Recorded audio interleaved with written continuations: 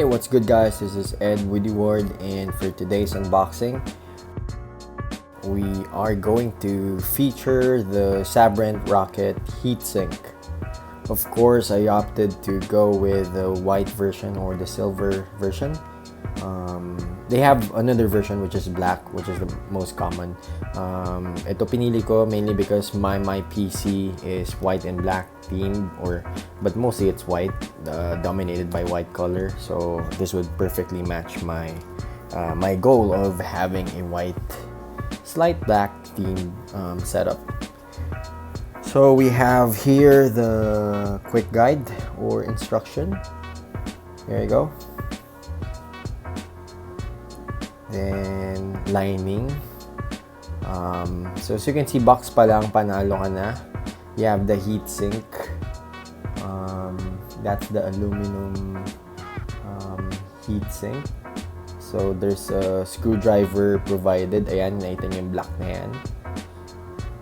Then we also have screws inside, thermal tape there, and the remaining components we have are the screws. So we have one screw for attaching it to the board, and then the rest are for the heatsink itself, for you to connect the main tray to yung isang tray there. So this is the main one. Ganda. So made of silver, copper coils, yung nakikita nyong color brown dyan. Then we have the screwdriver. Then that's the tray. And we have a thermal tape or thermal pads. Now to begin with the installation, we'll start off with the tray, then making sure to remove the plastic protector from the thermal tape. And I'm gonna have to place 2 thermal tapes provided kasi my M.2 is single-sided. Ayun. So single-sided lang siya, so I have to place 2 thermal tapes here. So pagpapatungin lang natin siya. Again, kapag dalawa ang double-sided ang M.2, ang drive nyo, just one tape is needed. But again, on my case, it's one-sided. So 2 thermal tapes. So kung nakikita nyo, I'm placing 2 thermal tapes here on the tray. Make sure na it's aligned, just so when we screw it back or screw it in sa motherboard, pantay siya. There you go. And after making sure that it's secure and maayos ang pagkaka-align, remove the cover of the thermal tape. And now it's time to place our SSD in the tray with the thermal tape on. Make sure that yung groove, ayan, yung screw, yung parang half circle dyan, make sure that it's placed at the back of the drive is flush. Yung flush siya with the same groove ng tray. Ayan, ganyan, naka-align. Okay, so ako kasi konting mga misaligned sa space, medyo na OC ako kaya yeah, I'm just making sure na okay siya at pantay. There, I think it's all good. So double check lang. Yep, I think it's pretty much okay.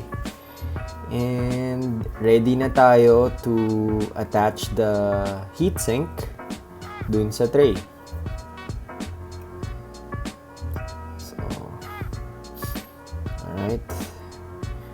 Now that's the heatsink with the thermal tape pre-applied na siya. So, just remove the cover. Yung plastic, yan. Then, ipantay sa tray.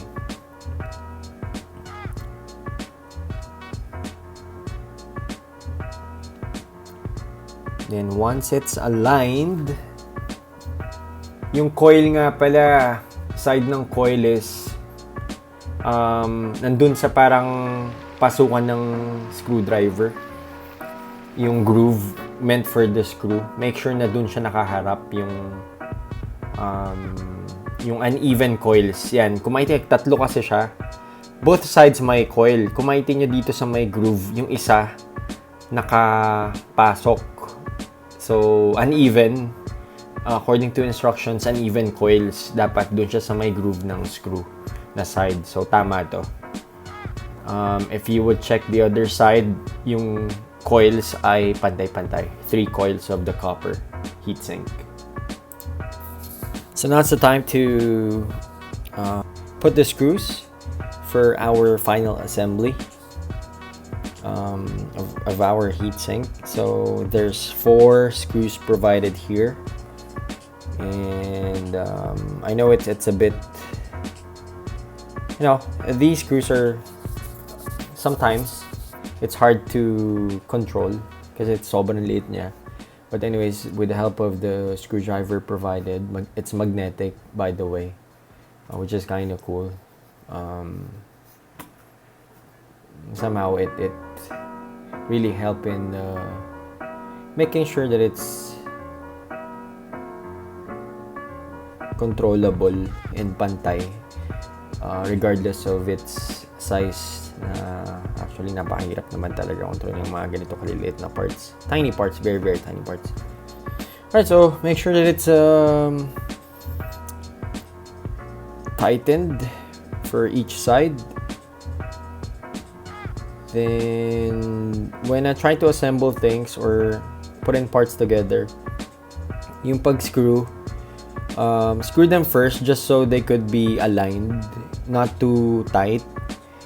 And then later, for the final step, doon ko na usually tinatighten yung screws kapag talagang pantay na sila, and there won't be any changes needed, or para meron ka talagang wiggle room to adjust.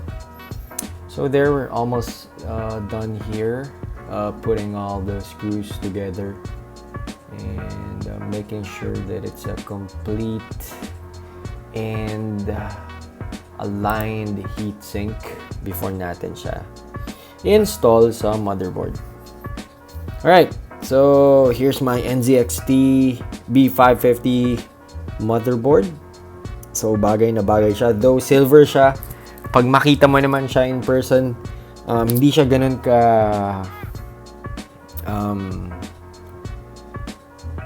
parang hindi siya ganun ka different, like yung shade niya, it's not too silver. Yes, it is silver, pero pag nakita talaga in person, it's kind of it matches the white here. So it's kind of difficult to see there. So that's a screw provided with the Sabrent heatsink. So screw it in there. And I think we are good. Make sure it is tight. Alright, now it's time to put back your GPU. Not your GPU, but my GPU pala.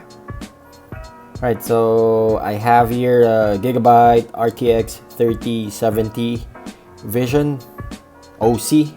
Kung may OC ma. Basta. Anyways, yeah, make sure that it's secure.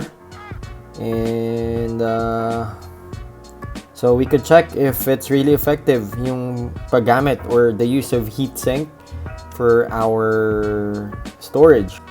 Yan. Okay, I think ano ba yan? Yan, OC ako, but yeah, I think it's good. I-lock na lang with the screws there. Okay. Alright, now it's turned on. We have the heatsink assembled and attached to the board. Bagay na bagay sa theme ko, which is white, mostly white with black. But then again, here's the temps. We have 34. Before it was 40 when you boot up the PC, so this is great. Also great.